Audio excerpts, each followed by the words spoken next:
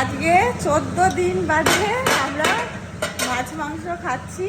ওর জন্য আজকে মানে রাতেই দেখো দুপুরে হচ্ছে আমাদের আশমুখ হয়েছে, তো রাতেই এই যে ফ্রাইড রাইস হচ্ছে এখানে, এটা ফ্রাইড রাইস আর হচ্ছে চিকেন কষা, আর সব কিছু হয়ে গিয়েছে, মানে ফ্রাইড রাইসটা হয়ে গেছে, চিকেন কষাটা হলে চাইবো আমি তাকে ফ্রাইড রাইসটা দেখিয়ে দিই।